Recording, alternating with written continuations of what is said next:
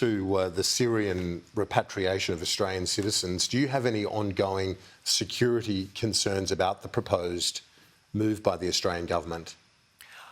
I think we should all have concerns, and there is risk, but having concerns and recognising that there is risk doesn't mean that the repatriation shouldn't be done.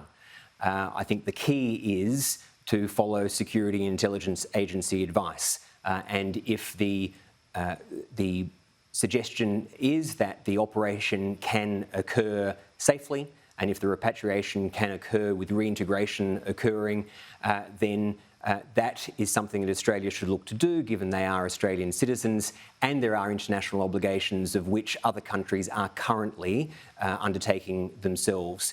The key is that there is no zero risk approach here, Kieran, that there are risks in repatriation and there are risks in leaving Australians in Syria.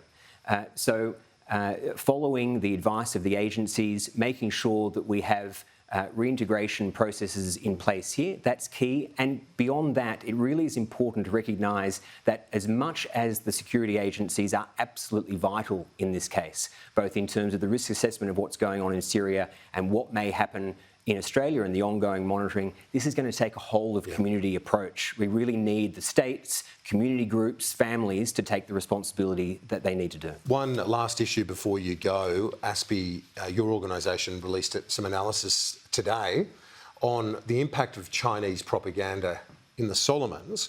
The Solomons Prime Minister will be staying at the lodge tomorrow with the Prime Minister. He's here to visit as of tomorrow, but your analysis suggests that the Chinese Communist Party has had a fair bit of sway in terms of shifting opinion in the Solomons. Yes, it absolutely has shifted opinion in Solomons. The report was done by an excellent analyst, Blake Johnson, and a great team at ASPI. The report found, Kieran, that the Chinese Communist Party has spread false narratives, not just to further its own aims in terms of its own reputation in the region, but to harm Solomon Islands' relationship with the US and Australia. Spreading the narrative that Australia and the US were responsible for the riots and that we were acting like colonialist bullies.